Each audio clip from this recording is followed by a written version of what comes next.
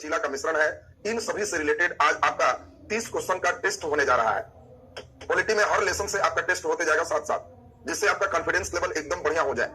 30 question में medium और नीचे लेवल का क्वेश्चन है, इसीलिए सभी बच्चे का कम से कम 26 अंक 25 अंक आना अनिवार्य है। इसका मतलब है कि आप अच्छी तैयारी कर रहे हैं, क्लास पर ध्यान दे रहे हैं, बाद में वीडियो पर देख रहे हैं। 26 से नीचे का मतलब है और आपको ध्यान देना चाहिए।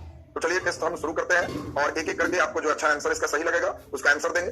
अगले क्लास में हम लोग का लेसन शुरू हो जाएगा संविधान की प्रस्तावना, फिर प्रस्तावना पढ़ा करके उसका टेस्ट लेंगे और तब संविधान के भाग से हम लोग चलेंगे। 1 से 22 भाग तक हम पढ़ा लेंगे, आपका सिलेबस एंड हो जाएगा पॉलिटी का। तो हम लोग को और छोड़ पहले तो पता लगना चाहिए था, इतना दिन तक हमने प्रयास किया कि संविधान की जो बेसिक बातें हैं वो सब चीज आपका पहले क्लियर कर दे।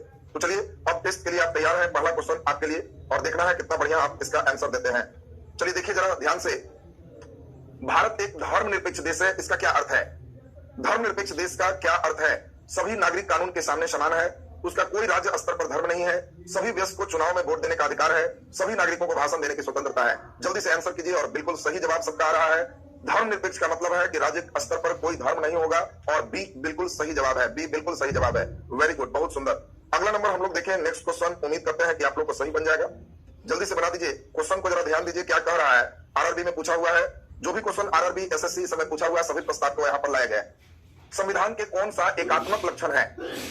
संविधान का एकात्मक लक्षण है राष्ट्रपति किसी भी राज्य के शासन अपने अधिकार में ले सकता है यदि संविधात्मक मशीनरी ठप पड़ गई हो। एकल संगठित न्यायपालिका है, राष्ट्रीय आपातकाल की घोषणा है, ये सभी है। एकात्मक का मतलब बताए थे एक जगह से कंट्रोल होना। एकल संगठित न्यायपालिका का मतलब सुप्रीम कोर्ट जो बोल दिया नीचे का कोर्ट कुछ नहीं कर सकता है, एकात्मक का लक्षण है। राष्ट्रपति जब चाहेगा राष्ट्रपति शासन लगा के मुख्यमंत्री को समाप्त कर सकता है। राष्ट्रीय आपात भी राष्ट्रपति घोषणा करते हैं। ये सभी के सभी एकात्मक के लक्षण है और बिल्कुल हम देख पा रहे हैं डी मैक्सिमम बच्चे का बिल्कुल सही जवाब है। चलिए अगला क्वेश्चन आपके लिए, जरा ध्यान दें और बिल्कुल सही बनाए, ध्यान दें और सही बनाए। कौन एक धर्मनिरपेक्ष, कहां पे धर्मनिरपेक्ष की बात बताता है? भारत धर्मनिरपेक्ष कहां से ज्ञात होता है? मूल अधिकार से, 9वीं अनुसूची से, नीति निदेशक तत्व से, संविधान की प्रस्तावना से। वेरी गुड, बहुत सुंदर, आप लोग को बहुत जबरदस्त जवाब आप दे रहे हो। हम लोग देखे थे कि भारत में धर्मनिरपेक्ष का जो जिक्र है ये हम लोग देखे थे कि ये संविधान की प्रस्तावना में 42वें संविधान संशोधन से बाद में जोड़ा गया था, पहले से नहीं था और इसीलिए डी बिल्कुल सही जवाब है। बिल्कुल सही जवाब है। वेरी गुड, बहुत सुंदर। अगला नंबर हम लोग देखें नेक्स्ट क्वेश्चन की ओर। भारत के संविधान में भारत को कैसा वर्णित किया गया है? इंडिया और भारत दोनों का चर्चा है और कैसा वर्णित किया गया है? राज्य मंडल, राज्यों का संघ, महासंघ, उपयुक्त में से कोई नहीं। वाह, बिल्कुल सही जवाब। भारत को राज्यों का संघ कहा गया है और बी बिल्कुल सही जवाब है। बिल्कुल सही जवाब है, राज्यों का संघ। अगला नंबर क्वेश्चन हम लोग जरा देखें, किस देश ने विश्व को सबसे पहले लिखित संविधान दिया? जल्दी से आंसर दीजिए, किस देश ने विश्व को सबसे पहले लिखित संविधान दिया?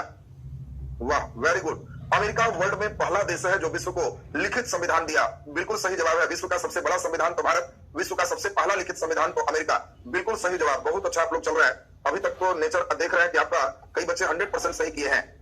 विश्व में लिखित संविधान किस देश का सबसे विस्तृत है? ये तो सब लोग का सही हो जाएगा। विश्व में लिखित संविधान किस देश का सबसे विस्तृत है? वाह, वेरी गुड। सबसे पहला की बात होगी तो अमेरिका, सबसे विस्तृत की बात होगी लिखित संविधान में तो भारत। बिल्कुल सही जवाब है। संविधान की विशेषता में हम लोग देखे थे। अगला नंबर क्वेश्चन हम लोग जरा देखें, एकदम आसान प्रश्न आपके लिए। भारत में पहली बार राष्ट्रीय आपात की घोषणा कब की गई थी? समझाए थे, सही करिए। भारत में पहली बार राष्ट्रीय आपात की घोषणा कब की गई थी? 62, 66, 78, 87। वाह, बिल्कुल सही, वेरी गुड, जबरदस्त। हम सभी को मालूम है 1962 में चीन का आक्रमण हुआ था और चीन के आक्रमण के समय सबसे पहली बार राष्ट्रीय आपात की घोषणा की गई थी। बिल्कुल सही जवाब आपका है। अगला नंबर हम लोग क्वेश्चन जरा देखें, देखिए प्रश्न क्या है। राज्यों में राष्ट्रपति शासन किस अनुच्छेद से लगाया जाता है? राज्यों में राष्ट्रपति शासन किस अनुच्छेद से लगाया जाता है? जल्दी से। वेरी गुड, बहुत सुंदर। पिछले क्लास में बताया थे 352 राष्ट्रीय आपात है, 356 राष्ट्रपति शासन है और 360 वित्तीय जो है हम लोग देखे थे संकट पे घोषणा होता है, वित्तीय आपातकाल। तो राष्ट्रपति शासन 356 भी बिल्कुल सही जवाब आप लोग का चल रहा है। अगले प्रश्न की ओर हम चलते हैं। बिल्कुल अभी तक सब लोग का सही आंसर चल रहा है। संविधान के किस अनुच्छेद के अधीन भारत के राष्ट्रपति राष्ट्रीय आपात की घोषणा कर सकता है? जल्दी आंसर दीजिए। राष्ट्रीय आपात, यहाँ राष्ट्रपति शासन नहीं है, राष्ट्रीय आपात की घोषणा किस अनुच्छेद से कर सकता है? और बिल्कुल सही जवाब 352, 56 से राष्ट्रपति, 60 से वित्तीय आपातकाल। वेरी गुड, बहुत सुंदर। अगला नंबर क्वेश्चन हम लोग चले, देखते हैं कितने बच्चे सही बना पाते हैं। आंतरिक अशांति के कारण किस वर्ष राष्ट्रीय आपातकाल लागू किया गया था? हमने आपको बताया था कि 44वें संविधान संशोधन से आंतरिक अशांति शब्द हटा करके सशस्त्र विद्रोह शब्द का प्रयोग किया गया। अब हमारे संविधान में आंतरिक अशांति शब्द का प्रयोग नहीं है, अब सशस्त्र विद्रोह शब्द का प्रयोग है। तो आंतरिक अशांति के कारण राष्ट्रीय आपात की घोषणा इंदिरा गांधी के द्वारा 1975 में किया गया था और कई बच्चे इसमें गड़बड़ किए हैं, इसलिए सही आंसर 1975 होगा। हाँ, कब आंतरिक अशांति खत्म करके सशस्त्र विद्रोह किया गया तब 78 होता और 44वां संविधान संशोधन होता, इसलिए इसमें सही आंसर बी सी है। कई बच्चे इसमें गड़बड़ किए हैं। अगला क्वेश्चन हम लोग देखें, ये तो आप लोग का एकदम सही हो जाएगा।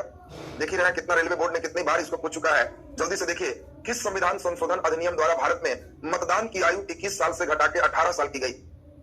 वेरी गुड, बहुत सुंदर और बिल्कुल सही। 61वां संविधान संशोधन के द्वारा मतदान की आयु, वयस्क मताधिकार की आयु 18 साल किया गया 21 से घटा करके। बिल्कुल सही आपका चल रहा है। चलिए नेक्स्ट क्वेश्चन आपके लिए बढ़िया से बताएं, ये भी देखो रेलवे भर्ती बोर्ड में कई बार आ चुका है। भारतीय संविधान की 8वीं अनुसूची का संबंध किससे है? 8वीं अनुसूची का संबंध किससे है? जल्दी। वेरी गुड, बहुत सुंदर। अनुसूची है 8वीं अनुसूची। अगर 8वीं भाग होता तो केंद्र शासित प्रदेश होता, लेकिन 8वीं अनुसूची है तो भाषाओं के साथ संबंध है और सी बिल्कुल सही जवाब है। 8वां भाग होता तो केंद्र शासित प्रदेश का चर्चा होता। बहुत सुंदर, वाह, आप लोग तो बहुत कमाल के आंसर दे रहे हैं। चलिए जल्दी से बता दो, जल्दी से कौन सा विषय भारतीय संविधान की 7वीं अनुसूची में वर्णित संघीय सूची में शामिल नहीं है? 7वीं अनुसूची में बताया थे 7 सताने वाला है, विषयों का बंटवारा है, उसमें संघीय सूची का मतलब केंद्र की सूची है। ये कौन सा नहीं है? रेलवे केंद्र की बात है, बैंकिंग केंद्र की बात है, सिक्का वही डालेगा तो मछली उद्योग की केंद्रीय सूची में नहीं होगा और बिल्कुल आप लोग का सही जवाब चल रहा है। बहुत सुंदर। अगला नंबर जरा जल्दी से सही बना दीजिए।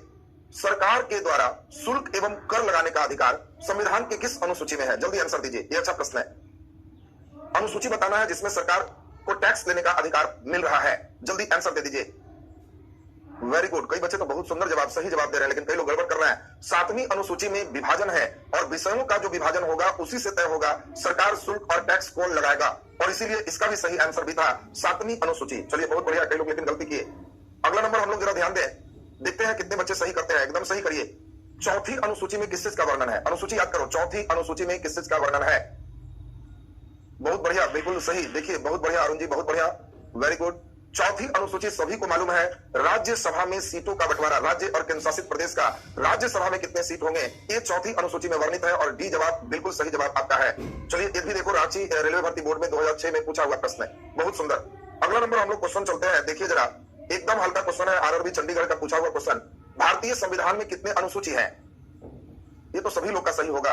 Very good. मूल रूप से कहता तो 8 होता, लेकिन मूल नहीं है तो हमारे 12 अनुसूची है और बी बिल्कुल सही जवाब है। मूल जब तक शब्द नहीं देगा तब तक 8 में टिक नहीं मारेंगे, 12 ही सही होगा। चलिए नेक्स्ट क्वेश्चन की बारी आ रही है। अगला नंबर प्रश्न देखते हैं कितने अच्छे सही कर पाते हो। हमारी 8वीं अनुसूची में कौन सा भाषा नहीं है?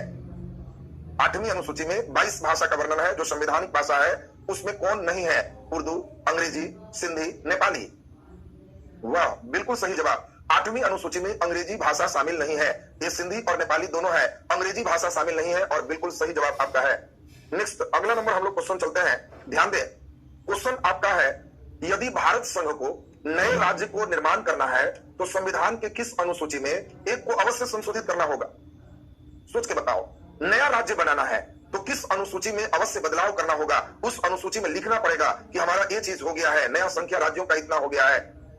वेरी गुड, कई बच्चे बिल्कुल सही बना रहे हैं, कई बच्चे गड़बड़ भी कर रहे हैं। आपको बताया है पहली अनुसूची, पहला भाग, पहला अनुच्छेद, उसी में केंद्र राज्य का वर्णन है और इसीलिए पहली अनुसूची में सुधार की आवश्यकता है। ज्यादातर बच्चे बिल्कुल सही किए हैं, बिल्कुल सही, वेरी गुड। चलिए अगला नंबर क्वेश्चन हम लोग चलते हैं, देखें आप लोग सही करें। भारतीय संविधान के किस अनुसूची में विभिन्न राज्य के अनुसूचित क्षेत्र, अनुसूचित जनजाति के शासन और प्रशासन का वर्णन है? Very good. आपको बताया था कि नेता लोग खूब भाषण देता है कि हम अनुसूचित जाति और इन पिछड़ों का विकास करेंगे, लेकिन वो 5 साल बाद फिर नजर आता है। और अनुसूची में एक 5वां है और भाग में 10वां में आपको बताएं, अनुसूची में 5वां और भाग में 10वां, ये आपको याद भी करवा दिए थे, बिल्कुल सही जवाब है। चलिए बहुत सुंदर। अगला नंबर हम लोग जरा देखें, संविधान के किस भाग में नागरिकता का वर्णन है? अगर भाग से क्वेश्चन है, किस भाग में नागरिकता का वर्णन है? चलिए वेरी गुड। पहला भाग राज्य संघ की चर्चा और दूसरी भाग में ही नागरिकता है, तीसरा में इनके मूल अधिकार, चौथा में नीति निर्देशक तत्व है और चौथा के क में हम लोग देखे थे मौलिक कर्तव्य। फिर 5वां, 6वां, 7वां, 8वां हम लोग को याद है केंद्र की चर्चा हुई थी, राज्य की चर्चा हुई थी, 7वां खत्म हो गया था, केंद्र शासित प्रदेश की चर्चा हुई थी। तो नागरिकता का उल्लेख हमारे भाग 2 में है और बी बिल्कुल सही जवाब है, बहुत सुंदर। अगला नंबर क्वेश्चन हम लोग चलते हैं और देखिए आप लोग सही बनाएंगे। संविधान के भाग 4 किसके बारे में बताता है? भाग 4 जल्दी आंसर दीजिए। भाग 4 किसके बारे में बताता है? वेरी गुड, बहुत सुंदर, बिल्कुल सही जवाब। भाग 4 राज्य के नीति निदेशक तत्वों को बताता है। और इसमें हम लोग ध्यान दें, 4 क होता तो मौलिक कर्तव्य होता, केवल 4 है इसलिए नीति निदेशक सिद्धांत। सी बिल्कुल सही जवाब है। अगला नंबर क्वेश्चन हम लोग जरा चलेंगे, जरा ध्यान दें। संविधान के किस भाग में मूल अधिकार का उल्लेख किया गया है? ये तो सब लोग का सही हो जाएगा। मूल अधिकार का उल्लेख किसमें किया गया है? Very good. पहला नंबर में राज्य संघ, दूसरा नंबर में नागरिकता, तीसरा में उनको अधिकार दिया गया है। और इसीलिए भाग 3 सी सॉरी बी बिल्कुल सही जवाब है। सी नहीं, भाग 3 बिल्कुल सही जवाब है। और इसीलिए सही जवाब होगा इसमें बी, भाग 3 यानी बी जवाब होगा। बीके जी और राहुल राय जी का गड़बड़, सुनील कुमार जी गड़बड़ करना है। मूल अधिकार की बात आपको भाग 3 में चलना है। भाग 4 में नीति निदेशक तत्व है और 4 क में मूल कर्तव्य है, अधिकार नहीं है। इस बात को एकदम ध्यान रखिएगा। चलिए नेक्स्ट क्वेश्चन, अगला नंबर हम लोग चलते हैं। ध्यान दें, भारतीय संविधान के किस भाग में नगर पालिका से संबंधित प्रावधान का वर्णन है? हमें लगता है सब लोग एकदम सही करेंगे। नगर पालिका से संबंधित प्रावधान का वर्णन है, जल्दी से सही कीजिए। नगर पालिका से संबंधित प्रावधान का वर्णन है। वेरी गुड, बहुत सुंदर। आपको बताया था कि पंचायत में खड़ा होगे जी, तो नो नहीं खड़ा होंगे। और 9 क यही नगर पालिका था और 9 ख सहकारिता था। और इसीलिए नगर पालिका में आपके बी आंसर होगा। 9 का क बिल्कुल सही है। नो करके आपको याद करवाए थे, कई बच्चे बी लगाए हैं, लेकिन कुछ लोग डी में भी भाग गए तो गलत हो जाएगा। चलिए अगला नंबर हम लोग जरा ध्यान दें। नेक्स्ट नंबर हम लोग देखें, संविधान के किस भाग में संविधान संशोधन की प्रक्रिया का वर्णन है? संविधान संशोधन की प्रक्रिया का वर्णन है। हम उम्मीद करते हैं कि सभी का बिल्कुल सही होगा। 24वां नंबर पे आप चल रहे हैं। 6 क्वेश्चन आपको और चलना है। चलिए बहुत बढ़िया। आपको बताए थे संशोधन तब होगा जब 20 जहर आ जाएगा, और इसीलिए भाग 20 सी मैक्सिमम बच्चे का सही हो गया। वेरी गुड, बहुत सुंदर। अगला नंबर हम लोग 25वां क्वेश्चन चल रहे हैं। इसके बाद 5 क्वेश्चन और चलेगा। 30 क्वेश्चन से ये लेसन का बेस हमने देख लिया। जिस उम्मीद से पढ़ाए थे आप लोग अच्छा समझे। बताओ संविधान संशोधन की प्रक्रिया हम किस देश से लिए हैं? जल्दी बता दीजिए, संविधान संशोधन की प्रक्रिया किस देश से लिए हैं? वेरी गुड, साउथ अफ्रीका बिल्कुल सही जवाब है। हम लोग संविधान संशोधन की प्रक्रिया दक्षिण अफ्रीका से लिए हैं और डी आपका बिल्कुल सही जवाब है। अगला नंबर हम लोग जरा चलते हैं। तो अब तो आपको 5 प्रश्न में ही अब पूरे आज का टेस्ट का विश्लेषण हो जाएगा। प्रश्न पर ध्यान दीजिए। मौलिक अधिकार की व्यवस्था किस देश से लिया गया है? मौलिक अधिकार किस देश से लिया गया है? वेरी गुड, मौलिक अधिकार संयुक्त राज्य अमेरिका से लिया गया है, जबकि मौलिक कर्तव्य रूस से लिया गया था। और बिल्कुल सही जवाब बी आपका बिल्कुल सही जवाब है। अगला नंबर क्वेश्चन हम लोग चल रहे हैं, जरा ध्यान दीजिए। और हम लोग प्रश्न नंबर चल रहे हैं 27 नंबर क्वेश्चन है, राज्य के नीति निदेशक तत्व किस देश से लिया गया है? जल्दी आंसर। राज्य के नीति निदेशक तत्व किस देश से लिया गया है? और बिल्कुल बहुत सुंदर, आयरलैंड बिल्कुल सही जवाब है। कई बच्चे गलत कर रहे हैं। नीति निदेशक तत्व आयरलैंड से लिया गया है। सी बिल्कुल सही जवाब है। अगला नंबर क्वेश्चन हम लोग चलते हैं, देखें कितना अच्छा सही करते हो। भारतीय संविधान को कितने भाग में विभाजित किया गया है? ये तो सब लोग का सही हो जाएगा, क्योंकि यहां से तो हम लोग शुरू ही किए थे। बहुत सुंदर। भारतीय संविधान को 22 भाग में विभाजित किया गया है। 25 नहीं मारना, 22 ही है। संख्यात्मक रूप में हम लोग क ख जोड़ करके उसको 25 किए हैं, इसलिए 22 ही करेंगे। हाँ, अगर लगा देता भारतीय संविधान में वर्तमान में कुल कितने भाग हैं, वर्तमान शब्द लगाएगा तो 25 हो जाएगा, फिर 22 नहीं होगा। चलिए नेक्स्ट क्वेश्चन, अगला नंबर हम चलते हैं। और एक क्वेश्चन संख्या आपका 29 हो गया। इसके बाद आपको सिर्फ एक क्वेश्चन और है और आपका आज का टेस्ट ड्यूरेशन समाप्त हो जाएगा। क्वेश्चन जरा ध्यान से सुने। भारतीय संविधान की समवर्ती सूची किस देश के संविधान से लिया गया? एसएससी में देखो पूछा हुआ क्वेश्चन है, यूपीपीसीएस में पूछा हुआ क्वेश्चन है। समवर्ती सूची किस देश के संविधान से लिया गया है? वेरी गुड, समवर्ती सूची ऑस्ट्रेलिया से लिया गया है और डी आपका बिल्कुल सही जवाब है, ऑस्ट्रेलिया। बहुत सुंदर। और अब हम लोग चलते हैं आज के लिए अंतिम क्वेश्चन, अंत भला का भला। लास्ट क्वेश्चन आपको अच्छा सही करना चाहिए, तब होगा कि आप बहुत अच्छा किए हैं। भारत और सही आंसर लगाते हैं। मौलिक कर्तव्य रूस से लिया गया है। सी बिल्कुल सही जवाब है। इस 30 क्वेश्चन में हमने पाया अधिकांश बच्चे 27-28 अंक तक लगभग अचीव किए। कई बच्चे 29-30 में 30 भी अचीव किए। बहुत सुंदर।